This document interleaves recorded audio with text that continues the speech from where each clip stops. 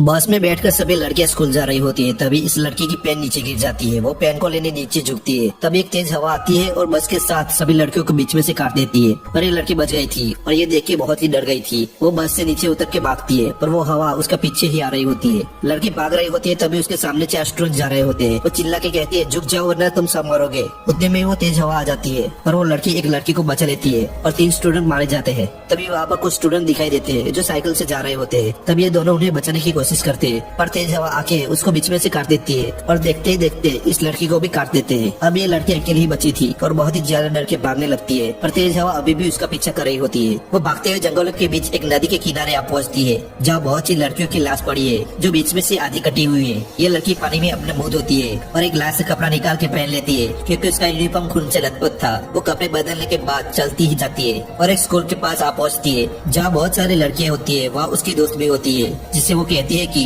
एक हवा ने सभी को काट डाला। उतने में ही एक हवा का झोंका आता है जिसे डर के वो स्कूल में चली जाती है। उसकी दोस्त उसे खिड़की से बाहर हाथ निकाल कर समझाती है कि ये नॉर्मल हवा है और तुमने सपना देखा होगा। फिर वो क्लासरूम में जाती है। इस क्लास में सभी लड़कियां बैठी होती है। तभी उनके टीचर हाथ में मशीन गन लिए आती है और सभी लड़कियों को मशीन गन से उड़ा देती है क्योंकि उन सभी लड़कियों ने उस टीचर की क्लास बंद की थी। पर ये लड़की बच जाती है और उसकी कुछ बची हुई दोस्तों के साथ क्लास से बाहर जा रही होती है। तभी उसकी टीचर उन दोस्तों को भी मार देती है। तभी लड़की और बहुत सारी लड़कियां अपनी जान बचाकर स्कूल के बाहर भाग रही होती है पर उनकी टीचर खिड़की से रॉकेट लॉन्चर और मशीन गन से फर्स्ट से हेडशॉट कर रही होती है। तभी लड़कियां किसी तरह अपनी जान बचाकर भाग रही होती है। तभी एक तेज हवा आती है और इस लड़की के सभी दोस्तों को काट देती है और ये बच जाती है और ये देखकर वो बहुत ही ज्यादा घबरा जाती है। अब ये लड़की अकेले ही बची थी और बहुत ही ज्यादा डर के भागने लगती है पर तेज हवा अभी भी उसका पीछा कर रही होती है। भागते हुए वो एक भीड़ वाली जगह पे आ जाती है और पुलिस स्टेशन में घुस जाती है। लेडी कांस्टेबल को सब बताती है पर वो पुलिस वाले उसे कहती है, तुमने क्या पहन के रखा है, आज तुम्हारी शादी है। और उसे वो शीशा दिखाती है। जैसे वो लड़की शीशे में दिखती है उसका चेहरा ही बदल गया होता है। लेडी कांस्टेबल उसे गाड़ी में बिठाकर शादी के लिए चर्च में ले जाती है। तभी बहुत सी लड़कियां उसे शादी के लिए बधाइयां देती है। चर्च में पहुंचते ही उस लड़की की दोस्त भी वहाँ होती है। ये उससे पूछती है यहाँ क्या चल रहा है और ये कुछ नहीं बताती और इसे तैयार करने में लग जाती है। तभी बहुत सी लड़कियां वहाँ आ जाती है और उसका मजाक बनाती है और उसकी दोस्त एक एक करके सबको मार देती है। चर्च में पहुंचते सामने कॉफिन रखा होता है और बहुत सी लड़कियां बधाइयों के साथ अपने कपड़े भी उतारने लगती है। इस लड़की के सामने कॉफिन में से आदमी की जगह भयानक शोर बाहर आता है। यह देख ये लड़की घबरा जाती है और टूटी हुई बोतल से उसे मार देती है। अब ये दोनों वहाँ से भागते हैं पर उनके सामने और 2 लड़कियां आ जाती है। इस लड़की की दोस्त इन दोनों को मारती है और ये लड़की भाग जाती है। तभी वहाँ पर वो मिरर में देखती है तो उसकी शक्ल फिर से बदल गई होती है और कपड़े भी बदल जाते हैं और कुछ लड़कियाँ उसके पास आती है और उसको दूसरे नाम से बुलाती है और कहती है कि तुम अच्छी रेसर हो, तुम भाग क्यों नहीं रही हो। फिर वो भागने लगती है तो उसके अंदर भागने की एनर्जी महसूस होने लगती है और वहाँ उसकी स्कूल की दोस्त भी भागती हुई उसे दिखाई देती है। फिर वो पिग और 2 लड़कियाँ उनके पीछे आ रही होती है। वहाँ रेसर लड़कियाँ उसे कहती है कि तुम यहाँ से चली जाओ। फिर वो भागते भागते इस जगह आ जाती है जहाँ बहुत सारी स्टूडेंट लड़कियाँ होती है जिसे कहती है कि हम भी मर चुके हैं और तुम्हें भी मार देंगे।